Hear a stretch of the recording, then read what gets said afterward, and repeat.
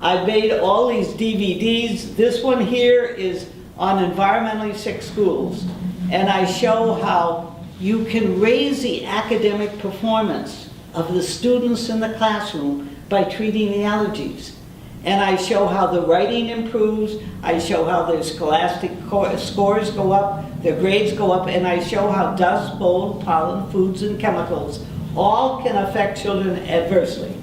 Who has purchased my DVD? No one. So I've sent it out. I've sent some of my books out and my DVDs to the superintendents of schools in big areas. And what do you think the response has been?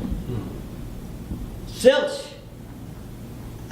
I can't believe it because it doesn't make sense. If you say to an educator, I know how to raise the academic performance. I've had children whose IQ was 57, and I brought one child up to an IQ of 126. 126 are college material. They can do anything with their life. And yet the academicians are not showing any interest. Why not? And I'm trying to figure out how do I get from A to B, because it would help a lot of children. In a nutshell, a lot of children are failing in school because the school is moldy, because they're drinking milk every day and milk affects their brain. So if you keep waiting in if you're encircled and enmeshed by the thing that causes you to have difficulty learning, you are not going to learn. But how expensive is it to put an air purifier in a classroom or the ventilation system in a school? Or say stop using the phenylated Lysol, which causes cancer, on the desktops and things like that. The answers are in my book, but I really don't know how to get it out. And I don't think that you'll say it's because I'm not enthusiastic enough. I have a lot of fire in my belly over these issues, but I don't know how to get anybody else excited about it unless it's a mother with a child that's having great trouble. And the mothers are the ones that are listening, but you're only getting to one mother at a time. We got to think big. How do we get the message out on an international basis? I'm seriously thinking of going to PBS and seeing if they will let me talk about environmental issues. Who's most apt to have environmental illness? How can you tell that it's an environmental illness? How can you figure out what's causing it? And that's in this little book. It tells you exactly. You make a map, a health map, and you put down the months and the years of your life, and then you put down, you fill in each blank. When did you first get sick with allergies? When did your asthma first start? When does it get bad? When do you have a flare? And what was different just before that happened? And before you know it, you figure out that you got all your illness began after you moved into the moldy house. All your illness began after you went on decided that your favorite food was milk. But you'll figure out answers from this book. And my aim is to figure out ways to get everybody starting to think about, why am I sick today? What did I eat? What did I touch? What did I smell? It was different. It didn't come from the heavens unless there's pollution in the air. How's that? You know, I make a joke about the fact you go to bed feeling fine and in the morning you can't breathe.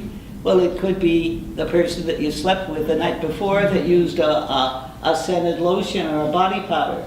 It could be the mattress, the new mattress that you bought, or a fabric softener that you used on the sheets. But people have to start to think about, why am I sick, not which pill do I take to feel better. If you start to keep asking why, you will come up with answers. No one knows your body the way you do. No one. So you can tell. You might even not be able to describe it, but you know that you aren't right, and you've got to automatically say, what did I eat, touch, and smell? If it's a chemical causing your problem, your symptoms happen right away. In other words, someone walks by with you with perfume. I have certain patients that would immediately collapse. The smell of the chemicals in the perfume, and they lose their motor ability. But you have trouble after you eat certain foods. You wait 4 days, avoid those foods, and then add them back one at a time every 3 or 4 hours and see which one makes you sick. When you find the one that makes you sick, You take some baking soda right away to stop the reaction, and then you make up your mind.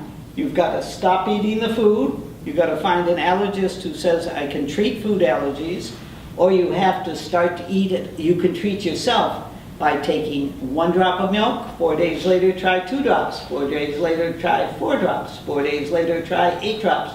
You get to a half a cup and you get sick, you cut back to 1/8 of a cup.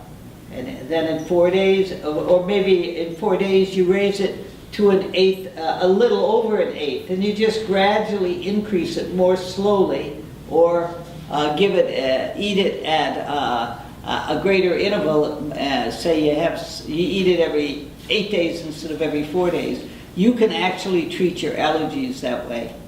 When I was trained in food allergy in the 50s, they said you cannot treat a food allergy. You never eat it again if it causes trouble. Well, that's true if you collapse from fish and eggs and nuts. But most people that have food allergies to milk or wheat, which is very common, that can be treated very easily with food allergy extracts. And you can mix all the things together, the dust, the molds, the pollen, and the foods in the right dilution. And you give them a little bottle and they can put the drops under their tongue, and they don't even need treatment forever. They might need it 3 times a day for the first couple of weeks, and twice a day for a couple of weeks, and once a day for a couple of weeks, and you keep gradually spreading it out. Before you know it, you're taking the medicine once a month, and in 8, 10, 12 months, you're off the medicine. Why aren't more doctors using it? Because the corporations have got the lobbyists who are going to the politicians who are helping decide what insurance covers. The insurance companies decide your medicine. I've seen lots of patients. If the insurance doesn't pay, they don't try the treatment. If the insurance pays, even if it doesn't help, they will take the treatment. But they will not pay in order to try another treatment that might hurt, or might help, I'm sorry. It doesn't make any sense, but if you say you've been to 20 doctors and you haven't been helped, why not try an environmental medical specialist who will skin test you for dust, mold, pollen, foods, and chemicals and take the treatment? And many people won't do it. Instead, they complain and they stay sick. And again, I never believed that there were people that got a lot of perks from being sick. I say, well, why in heaven's name would somebody want to be sick every day? Well, sometimes you get a lot of love and attention. If your relatives, your spouse pays attention to you, everybody's huggy and kissy, and they feel very sorry for you. And that's enough to keep some people sick forever. Okay? Thank you. Dr. M, thank you for sharing with us today. Ladies and gentlemen, big round of applause.